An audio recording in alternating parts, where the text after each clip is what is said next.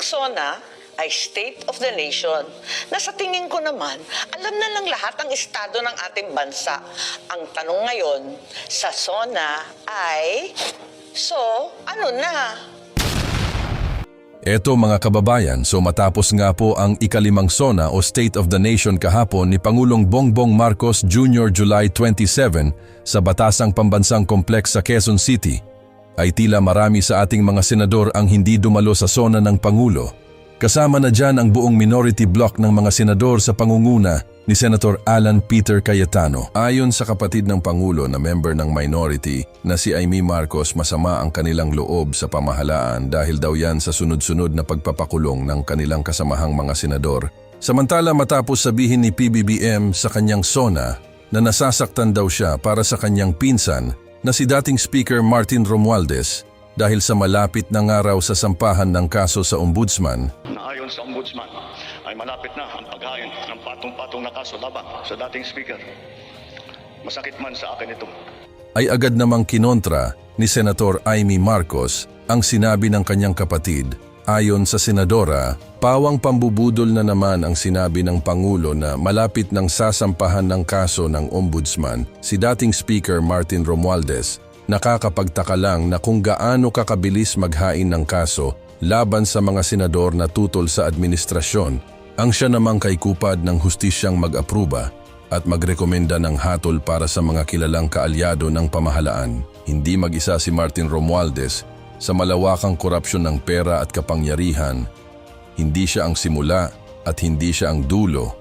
At kung siya ang ipipilit, ibig bang sabihin pinatakbo niyang mag-isa ang gobyernong ito?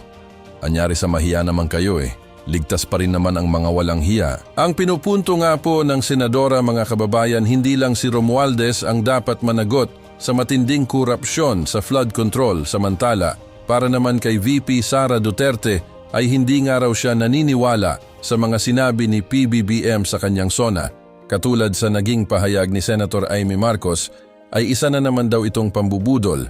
Panoorin.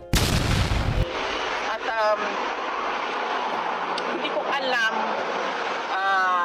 kung saan nanggagaling yung ganyan kalakas na pagtitiwala at paniniwala ng ating mga kababayan.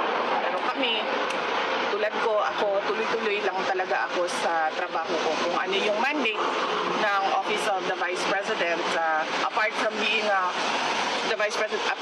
Vice President being a constitutional successor, kung ano yung mga merong budget na mga programs and projects sa loob ng aming opisina, yun lang din at yun lang ginagawa namin. VP Inday, on behalf of the Filipino all over the world, asahan niyo pong suporta namin sa 2028. Duterte! Dapat tayo maging mapagmatyan, dapat tayo makialam dahil sinabi ko na nga noon, 'di ba? We do not know if we still have a country by 2028. And at the rate that this dictatorship is going, we do not even know if there will be elections on 2028. Just keep praying, ma'am. Kaya yes, ma'am, unang una dasal, tapos pangalawa, kailangan talaga tayo makilahok, makialam, umuna sa ginagawa ng administrasyon. Maraming salamat. Question ka? Ma'am, question. Last year SONA po ni PBBM, nabanggit po niya yung mahiya naman kayo. And then according to him, ma'am, he's daw na nag-expose about sa corruption, especially po sa flood control scheme. And then sabi po niya, wala daw kung administrasyon ng mga nakaraan ang may nagawa tungkol dito. Siya lang daw po ang may mga napakulong and then may na-rose na as. Wala naman siya napakulong sa flood control scandal At saka, yung sinabi niya na mahiya naman kayo, it was a PR stunt na sinali nila yung linya na yon sa speech niya na nag-backfire. Dahil ang katotohanan naman kasi talaga, ghost projects yung flood control kung hindi man substandard, unfinished or substandard projects. No? So, sinasabi niya na lang yan ngayon na parang ako yung nagsabi ng mahiya naman naman kayo para mailayo niya yung sarili niya doon sa flood control scandal. Unfortunately, hindi niya pwedeng gawin na ilayo niya yung sarili niya doon sa korupsyon sa flood control scandal kasi siya yung pumirma ng budget. Yan yung inuulit-ulit ko na it is doon sa pag-file ng impeachment case sa kanya. Yun yung impeachable offense doon. Nagpumirma ka ng budget na alam mo madaming insertions, na alam mo yung NEP mo, hindi na siya yung lumabas na GAA. At kahit pa man na nakikita mo na merong anomalya doon, pinirmahan mo pa rin yung budget. Kaya hindi niya pwede ilayo yung sarili niya just by saying na ako yung presidente na nagsabi na mahiya naman kayo at ako yung presidente na nagpakulong dahil wala namang nakulong na walang nakulong na mga tao na tumanggap ng mga maleta na galing sa flood control scandal.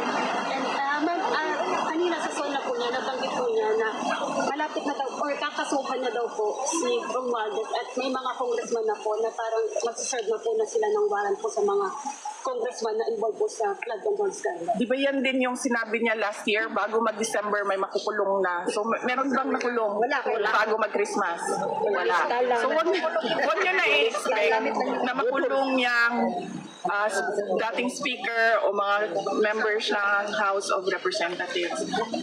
Huwag niyong, balik na lang tayo sa 20 pesos ang bigas. Yes. Diba? O hindi, balik tayo sa akin. Sa akin na lang. Dalawa lang ang hiningi ko eh. Nung pumayag ako na tumakbo, katandem niya bilang kanyang vice president. Yung isa doon, buwan pa lang hindi na niya sinunod. Wala pang 1 year. Isa lang yon. Related lang yon sa pakiusap ko sa kanya sa kailangan ko gawin gabi-gabi para sa aking mga anak. Kasi bata kayong mga anak ko. Wala siyang, hindi niya tinupad. Sige, sabihin na natin, personal yan eh. Pwede naman hindi to pa rin yan, no? Okay, fine. Doon tayo sa 20 ang bigas. Tinupad ba? Hindi. May makukulong before Christmas. Tinupad ba? Wala. So bakit pa kayo naniniwala na manood ng suna? Correct. Hindi na tayo... VP Inday, maraming salamat po, ma'am.